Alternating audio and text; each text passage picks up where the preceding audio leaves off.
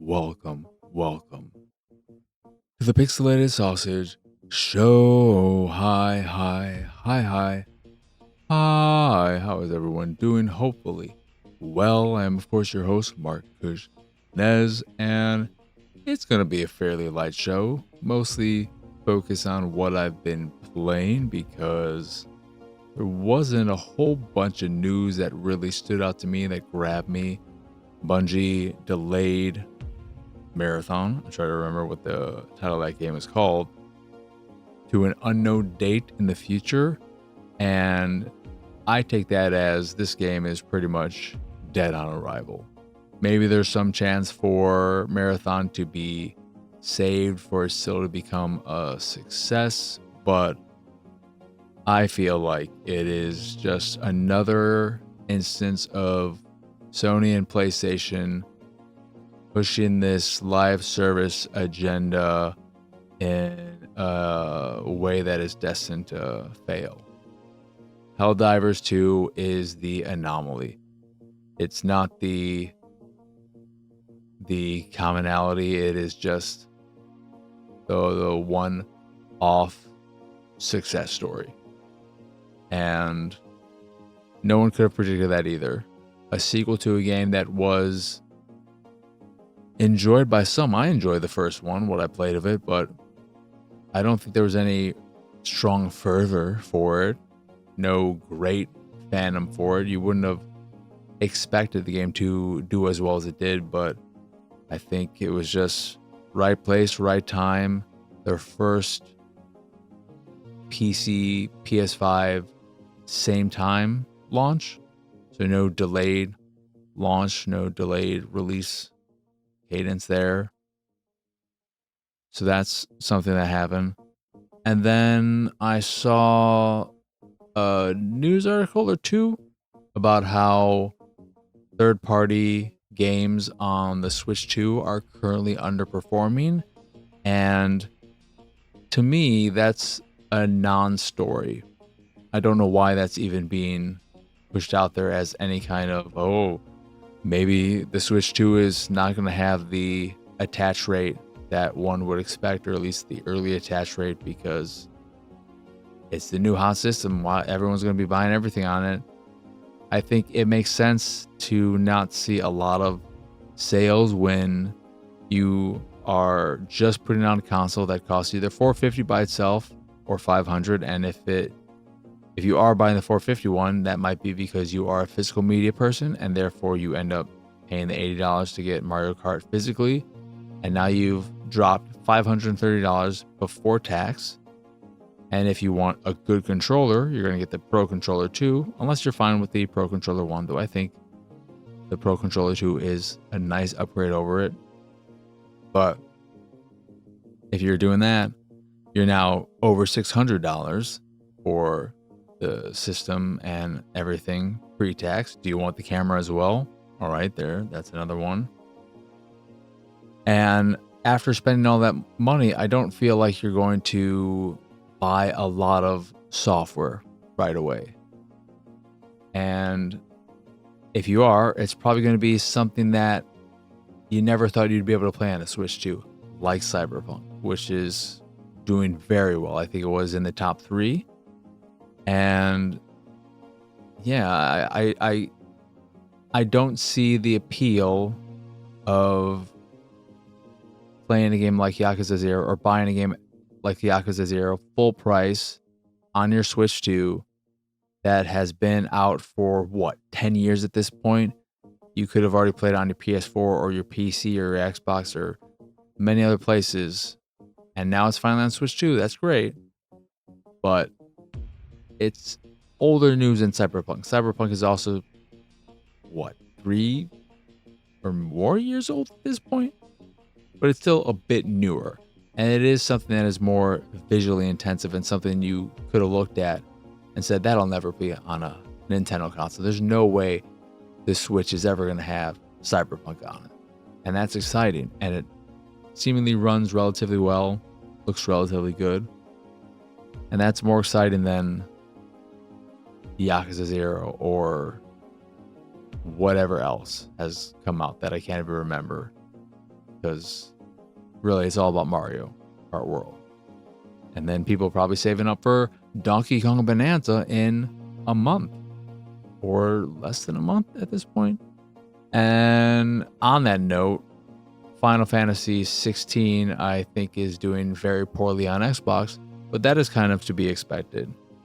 As much as I love seeing it on the platform, when you put it out, you put out full price, no launch discount at all. When they put out the Pixel remasters, those released with a 20% launch discount, I believe. Nothing of the sort here, so it's $50 for the base game or $70 for the DLC bundle, and it may be missing some DLC. I think I saw that somewhere. It also runs worse on the Xbox. Performance mode is in 720p, which, all right. But it's 2+ years after it originally came out. Again, it's nice finally having it on Xbox. It's great to see games become available on multiple platforms. So when there's such a gap between releases, it's to be expected that the game is not going to perform well unless it's being released on a super powerful or super popular platform. For instance, if they could get Final Fantasy 16 running on the Switch 1, that player base, 150 million, well, it's not really 150 million users because plenty of people purchase multiple Switches or have multiple Switches in their family with kids and all that. So the actual number of unique Switches out there is probably closer to 100. Maybe a little less.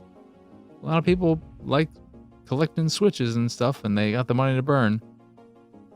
But when you have such a delay between releases, it's not surprising to think, okay, people either gave up on the hope that it would eventually come to their preferred console and played it elsewhere. And also what recently came out on PC, so people could have been waiting and just gone with that version. And then there's also the Switch 2, which we just talked about. And people may have purchased that and are not looking to spend full price on an old game, having just spent $500+ on a brand new console. So maybe it'll have a long tail, but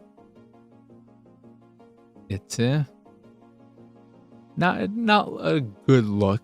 It would have been nice if it at least cracked the top 100, but I think it was at 130 is what I read. So that's not a great thing. But also, what is the audience size on Xbox for those like myself who actually purchase games? You got Game Pass and all that, but how many people actually purchase games? That's something to wonder about as well. And it makes sense why certain companies opt not to put games on Xbox for that reason, unless they are going to have some Game Pass deal. I remember maybe the first example of this happening was with the second Phoenix Wright collection, because I believe the first one sold so poorly in the thousands, maybe just in the triple digit hundreds, but I think it may have been in the low thousands. Either way, not very good. But yeah, all that crap happened. But on to what I've been playing. So I got a handful of things here. We're going to start with REMATCH.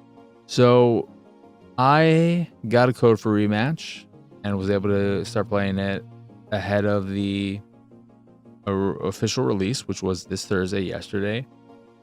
And I have put in, over the course of all that time, streamed some yesterday, today at the time of this recording. And I put in about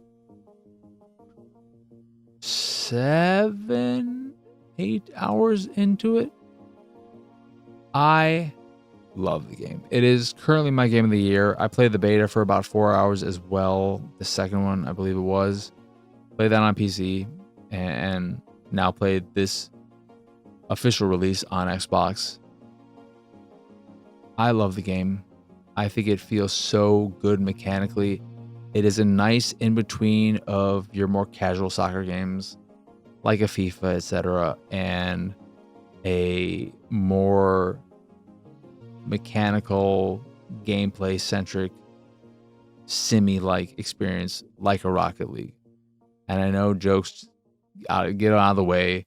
This is just Rocket League with people, blah, blah, blah, har, har, har, so funny. But it hits a nice middle ground of, I believe, being a casual or more casual-centric person, that you could still have fun with the game, but there is a lot of stuff within the controls to master and to get better at. Ball handling, the passing is probably one of the most finicky systems and the trickiest thing to really get good at. That's the thing I struggle with the most, probably. Shooting is going to be a challenge because you have to aim, and I've come across players who just hit the shoot button when the ball gets to their feet and they're near the goal, and they just shoot sideways. They shoot nowhere near the goal because you have to actually aim. There's adding spin and curve to the shots, and whether or not you are doing more fancy footwork and how you can avoid getting tackled or getting the ball stolen from you. When you're goalie, it feels very distinct. Some people don't want to play as goalie. I love it. I think it is also designed perfectly in the sense that the matches take place over 6 minutes, and that feels like the exact right time. It means that the matches never feel too long, but they do feel still long enough that if you do go down 2 or 3 goals very early on, you still feel like you have the time to catch up and tie the game or end up going ahead. There is a mercy rule, so if a team scores 4 more goals than the opposing team, they'll automatically win regardless of how much time is left. The fact that you don't have to deal with offsides or penalties or any stuff of that nature means that it's a fluid experience. There's no stoppage of play, none of that crap that's going on. I think that adds a lot to the enjoyment of it, so that you're not constantly having the game pause to deal with the penalty or offsides or this or that or whatnot. Love the look of it. Looks great. But with all that said, it's been a rocky start. As you may know, crossplay was removed from the game a few days ahead of its early access launch, and it's had its server issues, lag issues, still does. There are times where the ball is at your feet and you're supposed to kick it back to your goalie. That's just an automatic thing that happens at the start of a play after a goal has been scored. And instead of you kicking it back to your goalie, the ball just magically teleports to a player on the opposing team, just in their backfield. That's weird. There's no real reason or understanding of why that happens. The ball can teleport every now and again.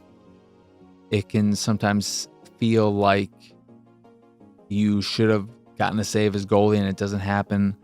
I've had instances where I tried to kick a goal, tried to score a goal, and I ended up scoring the goal, but the kicking animation just never happened. So it just kind of was a phantom kick. So there's a lot of finicky stuff going on there and bugs. And it is constantly getting better. They are patching it regularly and improving upon it. It was really rough that first night. I couldn't find a match. It was just a struggle, not to mention no crossplay. It is on Game Pass, but the Game Pass people could not play the early access version, so there was a minimal pool of people to play anyway.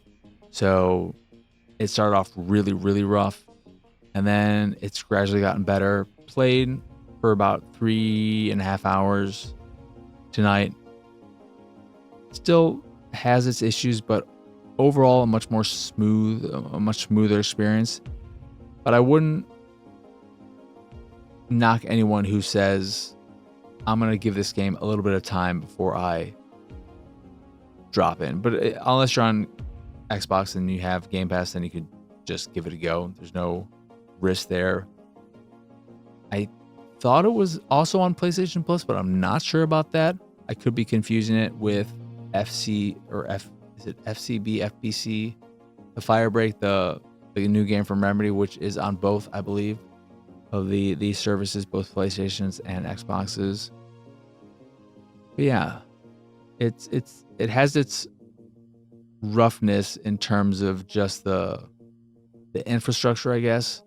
The monetization is weird in that there is a store.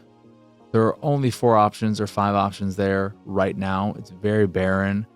And when you were customizing your character, at least in the early access period, there were some additional options that were paid, but those have either been made free or removed. I'm not sure. I purchased the long hair and the mustache from there, and I still have them. And I don't know if I waited, I could have gotten them for free, or if I waited, I wouldn't be able to get them because they're currently not there. I don't know.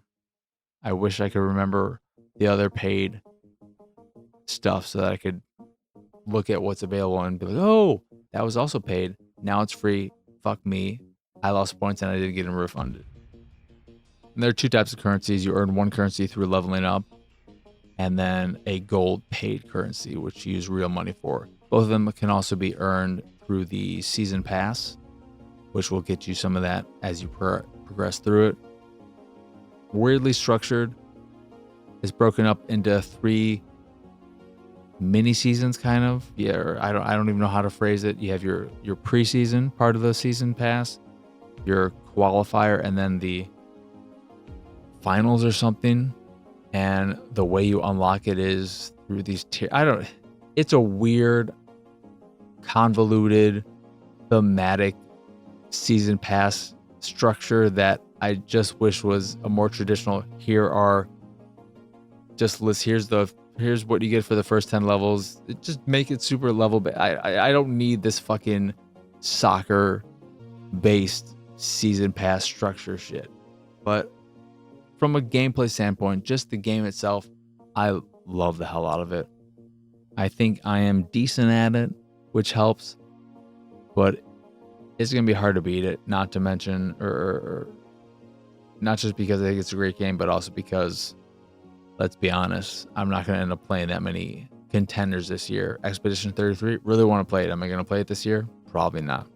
Blueprints, I don't even know if I want to play that game. I don't know if it's my kind of game. Monster Hunter Wilds, probably won't play it this year. What else is there contender-wise? I don't know. But yeah, I do know one thing. Probably not going to play it this year. That said, one of the contenders that some people would probably put up there, a lot of people, given its relative critical reception, is The Alters. I have put 3 hours into this, and I'm a little mixed on it. Overall, I enjoy it, and I'm having a pretty good time with it. I think the sci-fi angle of it, all of that is really, really good. I'm enjoying the story. I'm enjoying the narrative. I like the voice acting. I like everything about it from a story standpoint. And I enjoy the base management aspect of it. The actual playing of the game, when you're going out into the world and collecting resources, putting down not pillars, but what were they called? These devices to collect resources and connect them to your base to make little fast travel points and so on. All of that It's not bad, and it's a beautiful game. The aesthetic, the art style, it's great. I love the look of the world. It has a distinct look to it that I really appreciate. And it's nice being in the world just from a visual standpoint, to look at it and see how pretty it is, and to come across vistas and see these really beautiful just environments. But the actual going around collecting resources is very, very shallow, at least in this early go. And it makes me kind of wish that it wasn't even in the game, and that it was more Frostpunky, in that you were just mousing and keyboard mousing, just clicking around your base and telling various altars what to do that way, and not actually taking control over the main altar, going out in the field, looking for things, discovering things, because there's also no real discoverability. There hasn't been in the actual world, in the sense of finding things that add to the narrative or to the intrigue or any of that stuff. It is just this kind of No Man's Sky. Hey, I found this resource point. I'm going to drill it. Time will fast forward while I'm doing this, and I'll lose some energy. Keep track of that. Don't want to stay out at night because that's when the radiation comes. And just doing that, but the world is fairly barren of stuff to find and gather and all that. So it's just a lot of walking around, doing nothing, coming across things, and then building this structure over that, adding waypoints and fast travel points. And I don't know. When I'm doing all that, all I can think is, I wish I was just getting more of the story. I wish I was back at the base, talking to my altars, looking at the timeline. I think all that is done so well. The way you create your altars, which are alternate versions of you, that's why it's called the altars. I think Moon, the movie, if you've seen it, great movie. If you've not seen it, check it out. But when you're creating your altars, the way you do it is through your lifeline.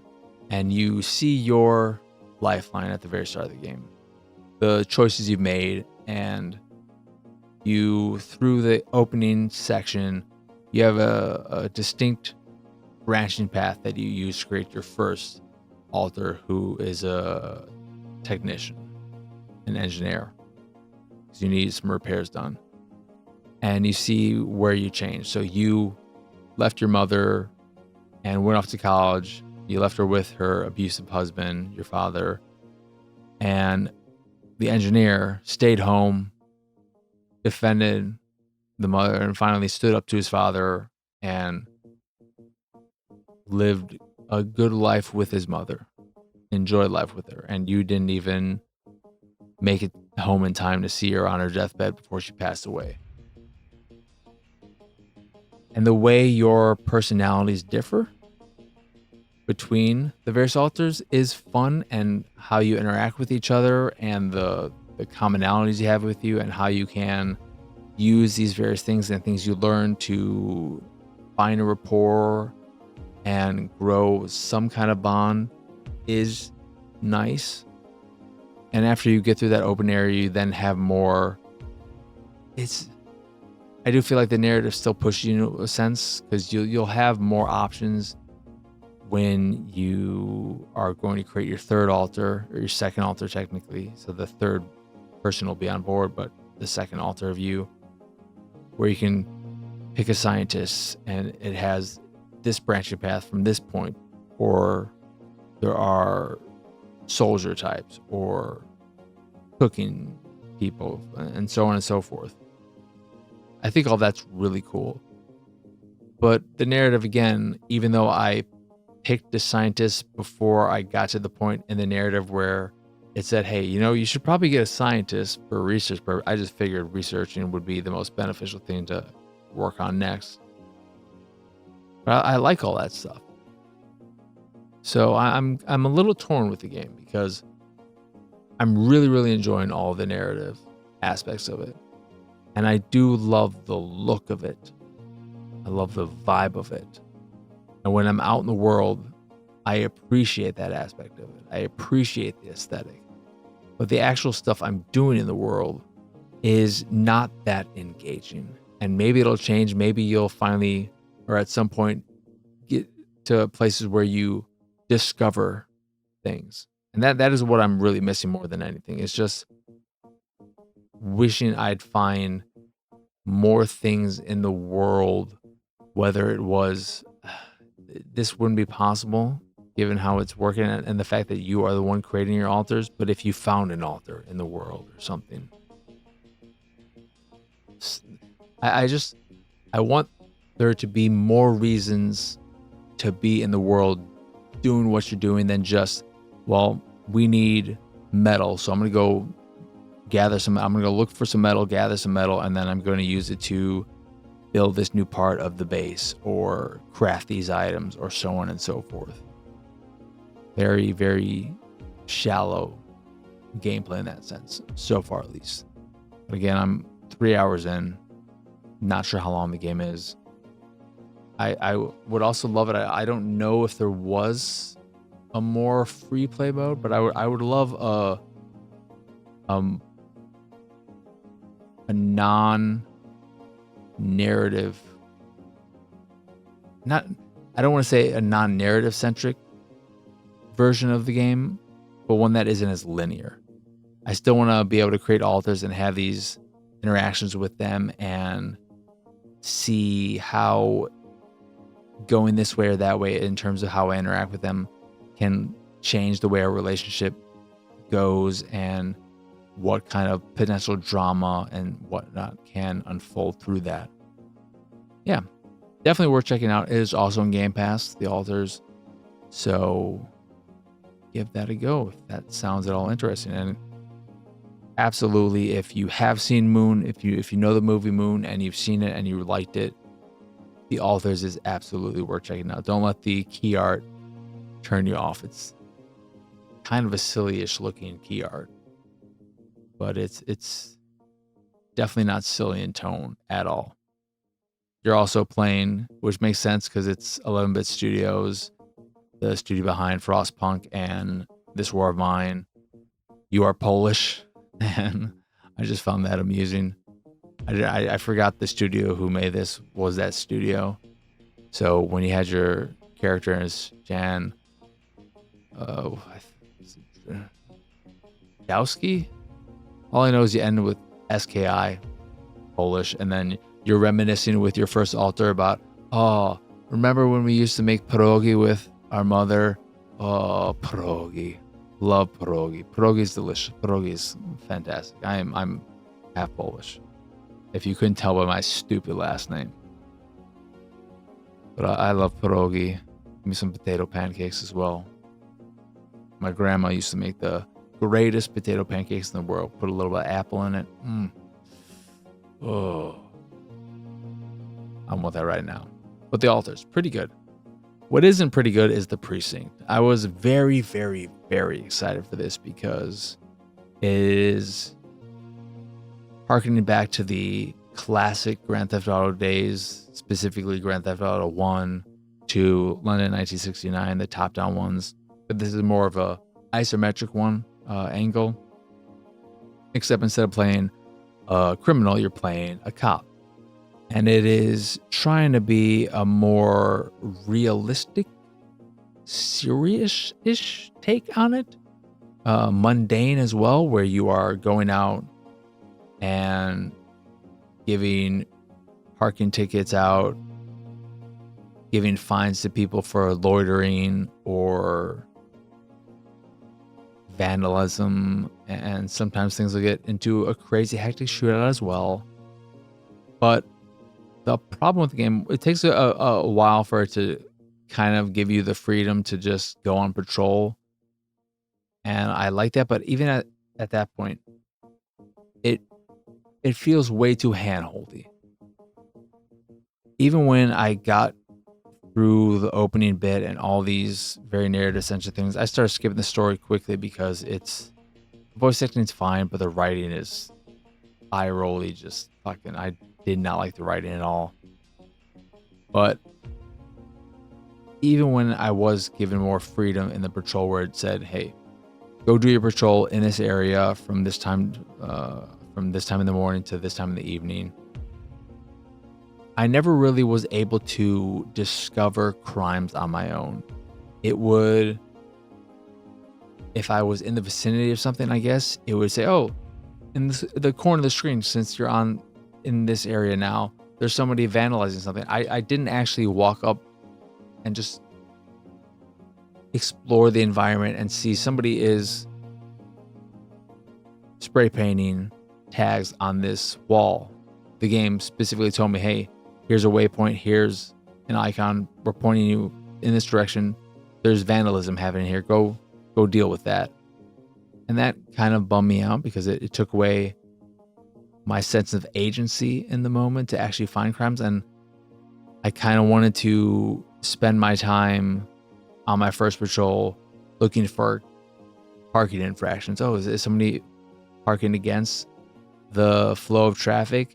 Is there expired meters? I want to be a parking meter cop right now. I want to just do that for right now. But then it would push me towards, oh, there's somebody just loitered. You didn't see it yourself, but we noticed it, so we're going to tell you about it. Go deal with it. Oh, somebody's vandalizing here. You didn't notice it, but here, go deal with it. Oh, look, there's this happening there. And you sometimes also get calls on the radio that tell you about crimes, and you could choose whether or not you'll go for them or not. But before that too, one, the driving, a little bit loose. I didn't love the driving. More than that, though, I mentioned that there are occasional shootouts. It's not just mundane police work. There are shootouts as well, and it's a cover-based system, and it feels like shit. I hate the shooting in this game. It feels really bad. Anytime I'm in a shootout scenario, I just don't like it. You just get behind cover, you wait to auto lock onto some enemy who's popping up above cover and shoot him. It feels not good. You can get into fist fights as well, not great. But to the point also that this is trying to be a more serious-ish take on the whole being a cop thing. You can't be a bad cop. You can't be a dirty cop. You can't be anything other than a law-abiding cop. And that might frustrate some. For example, I was chasing a suspect who ran away, I think, after I caught them vandalizing something, and I shouted at them to stop. And depending on the crime and what's going on, you'll get your interaction level, their threat level, and how you can deal with them. So it's either like a passive takedown or mild, or the amount of force you can use, I guess you would say. You can use passive force, mild force, lethal force, so on and so forth, however it's phrased. And I think I was in maybe like tackle them or something, but I pulled out my taser because they kept running from me and they were trying to run over a fence. And I was just like, fucking, let me just taser this dude. I'm fucking sick of chasing this person around. I'm gonna taser him. And then I got a big resonance. Oh, you can't use excessive force. And it reset me somewhere. It just black screened. And then I think it may have reset me with that person caught. I don't remember how it handled it, but it was disappointing to just see that there's an instant fail state when you do that. And there's not a system in place where I could get reprimanded or something along those lines, where there is a currency in the game, you get paid and you could use that to do something and you'd get dock pay, you'd be on suspension. How that would work in game where you'd be on suspension, what are you gonna do? I know that wouldn't work narratively exactly, but I wish there was something in place to deal with that instead of just instant fail. Instant fails are never satisfying. Those always will break immersion in any kind of game.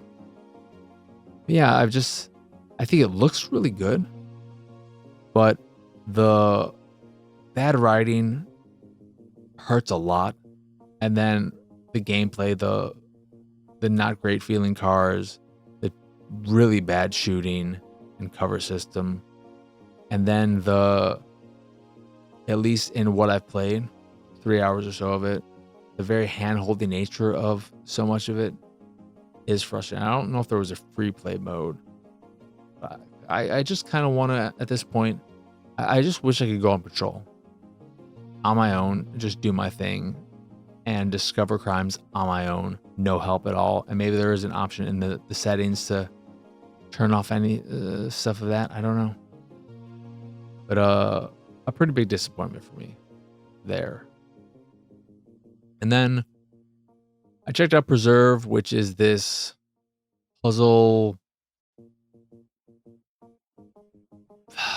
forest building game. I'm not exactly how to put it, but you work off of a hexagonal area, and what you are doing is creating these ecosystems to score points, and then you can build upon your area when you reach a certain level through the points you've gained and add more things. And it's card based, so you'll draw a certain number of cards each time you level up and add to your area. And you use these cards. They can have rain cards, grass cards, forest cards, various animal and insect and so on cards. And the way you get points is through, one, you're going to use the rain to water the soil and make it green. And then on there, you can add trees or grass or flowers, so on.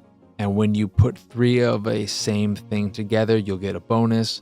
And then also, when you are building and stringing together certain things like trees, for instance, when you make a large enough patch and connect 12 of them, you can add animals to them. You can add animals when you connect 3, and then 6, and then 12.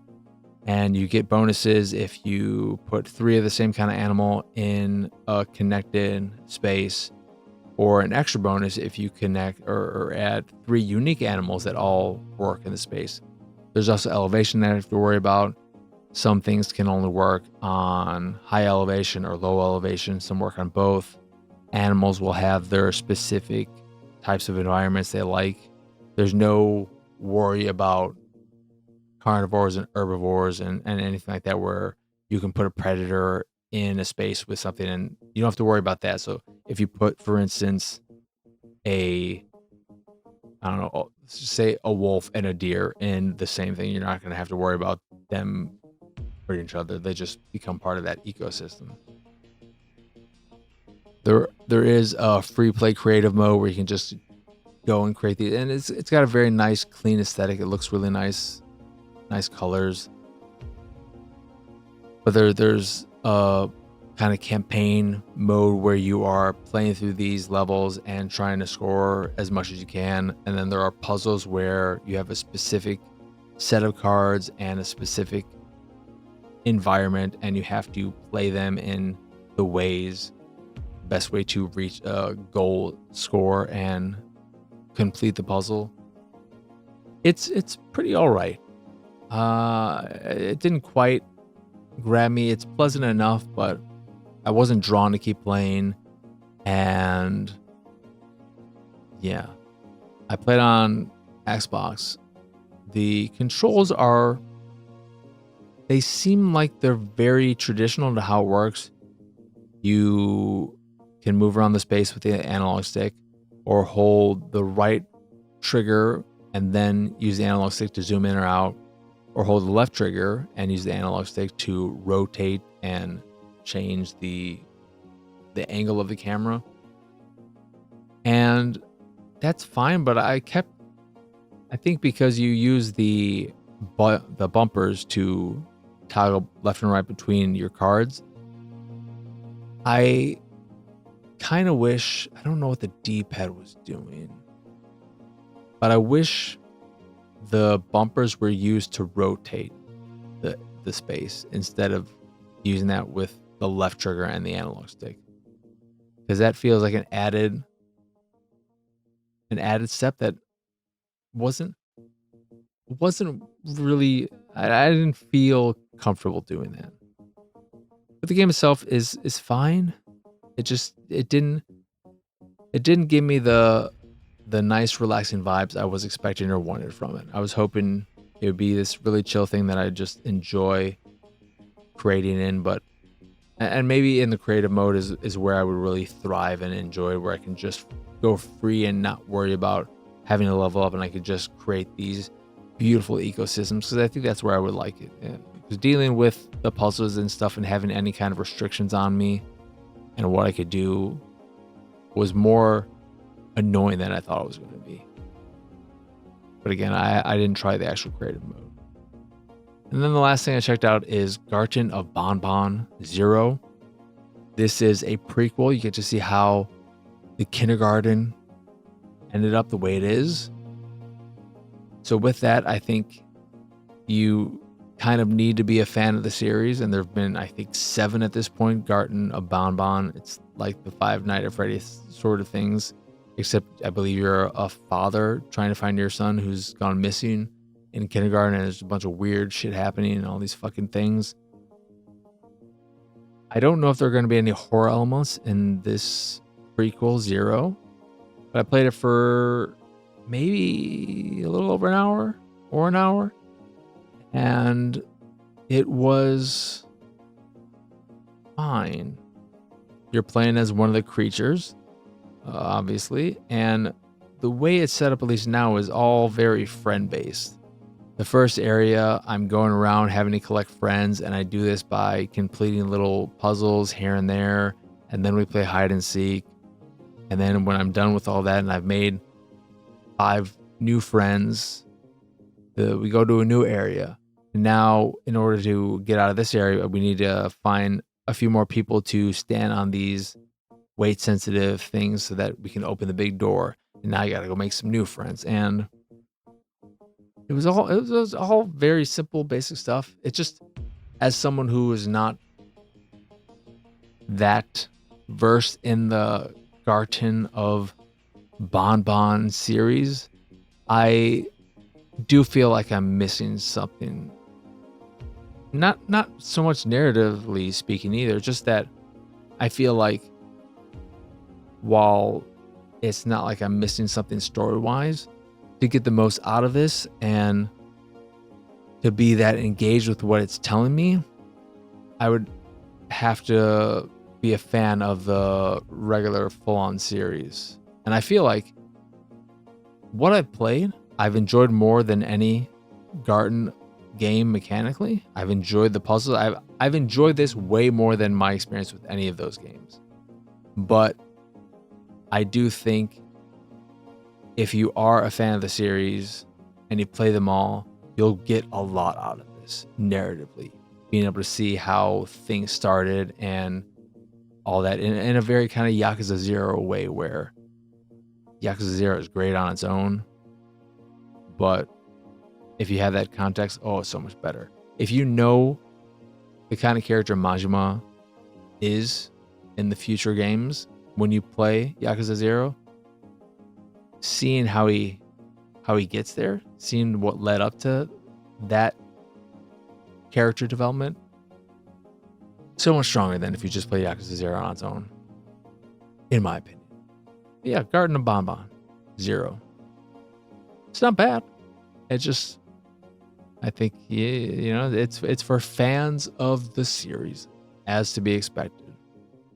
And if you are a fan of the series, you probably have already played it or will play it, and you don't need somebody to tell you, hey, maybe you should play this.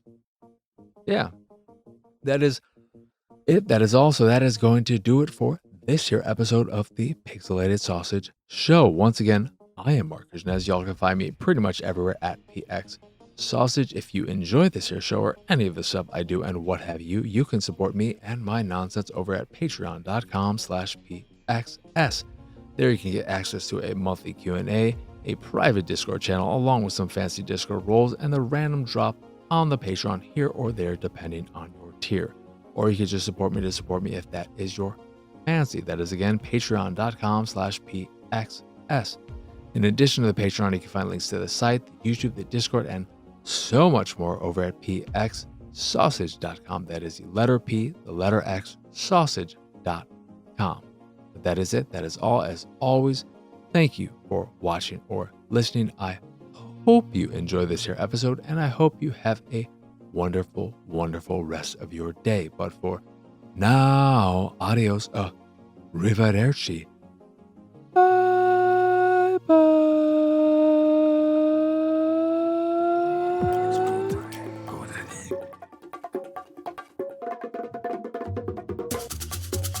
It's go time, go daddy.